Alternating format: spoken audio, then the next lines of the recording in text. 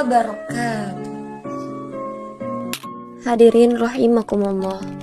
Allah berfirman dalam Al-Quran surat An-Nisa ayat 103, yang artinya, sesungguhnya sholat itu merupakan kewajiban yang waktunya telah ditentukan atas orang. Nah, saudara sekalian, perlu diketahui bahwasanya ibadah sholat 5 waktu adalah amalan ibadah yang akan dihisab pertama kali nanti di akhirat. Pertanyaannya, bagaimana hukumnya orang yang berpuasa namun ia meninggalkan sholat? Apakah puasanya sah? Ada sejumlah pendapat mengenai puasa namun ia tidak sholat. Didasarkan pada sabda Rasulullah SAW, perjanjian antara kami dan mereka atau orang kafir adalah mengenai sholat. Barang siapa meninggalkannya, maka dia telah kafir.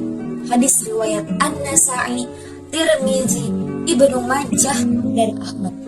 Pendapat yang menyatakan bahwa meninggalkan sholat termasuk suatu kekafiran merupakan pendapat mayoritas sahabat Nabi. Bahkan pendapat tersebut dapat dikatakan sebagai ijma atau kesepakatan para sahabat.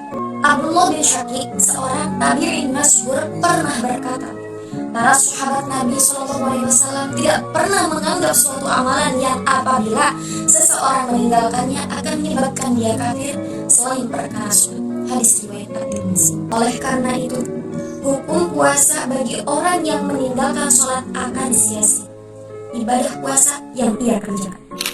Lalu timbul pertanyaan, mengapa orang yang tidak melaksanakan sholat disebut kafir? Bahkan Imam Syafi'i pun mengatakan, kalau ia tidak sholat, dia meninggal, jangan kau sholat. Kenapa sebenarnya itu? Baik.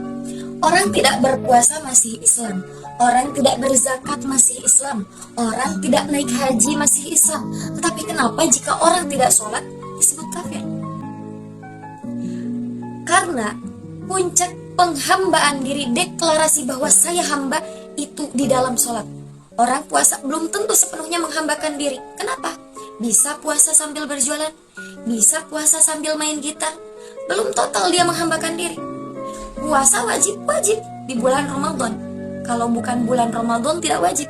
Tapi bahkan di bulan Ramadan sekalipun, jika kita sedang ada kendala, bisa diqadha atau dengan fidyah. Orang haji pun masih bisa bikin kegiatan lain. Bahkan ketika haji, kita boleh bersentuhan. Suami dan istri boleh rangkul-rangkulan. Haji wajib bagi orang yang mampu. Ketika berzakat, kita bisa berbisnis.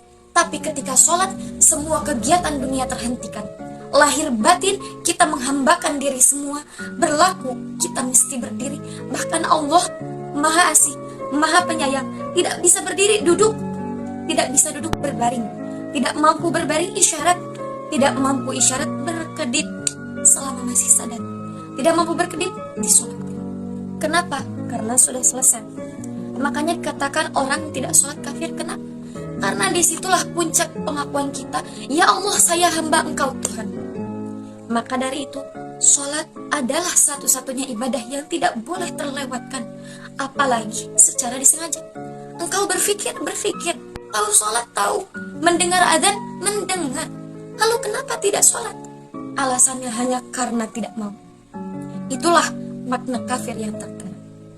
Hadirin rahimakumullah, sebesar apapun dosa kita, sebejat apapun diri kita, sebesar apapun maksiat kita, pencuri, penjudi, pemabuk, pezina, tapi insya Allah kita semua senantiasa selalu diberikan hidayah untuk menjauhi hal tersebut. Baik, pada intinya, sebesar apapun dosa kita, tetaplah sholat. Tapi ada lagi nih pertanyaan. Loh, katanya kalau kita ahli maksiat, ibadahnya tidak akan diterima oleh Allah Subhanahu wa Ta'ala.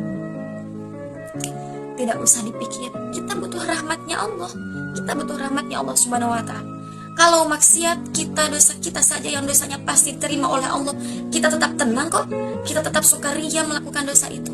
Kenapa giliran ibadah kita mikir diterima atau tidak? Sholat itu tidak sama seperti ibadah haji yang bisa dibatalkan. Sholat itu tidak sama seperti ibadah puasa yang bisa difikihkan. Matsalakakum fi saqar qalu lam nakun minal musallin. Apa yang menyebabkan kamu masuk neraka syaqar? Jawabannya adalah karena dulu semasa hidupnya engkau tidak melaksanakan sholat. Aku tidak melaksanakan Nih teman-teman, ada salah satu kata-kata Gus Baha yang membuat saya tersentuh.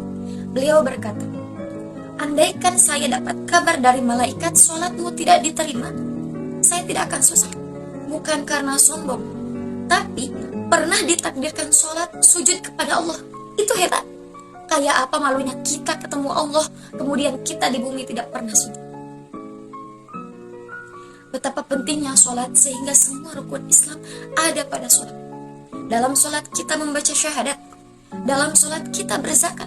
Menzakatkan waktu kita yang seharusnya digunakan untuk hal lain, kita gunakan untuk sholat. Dalam sholat juga kita berpuasa. Karena apa? Karena dalam sholat kita dilarang makan dan minum. Dalam sholat juga kita berhaji karena sama-sama menghadap ke Ka'bah. Baik, kembali lagi kepada yang di atas. Tetaplah sholat meskipun kita kotor, karena mandilah dikala kotor. Mungkin cukup sekian yang dapat saya sampaikan. Mohon maaf bila banyak kesalahan, karena kesalahan murni dari saya pribadi dan kebenaran hanyalah milik Allah Subhanahu wa Ta'ala. Wabillahi taufiq wal hidayah. Wassalamualaikum warahmatullahi wabarakatuh.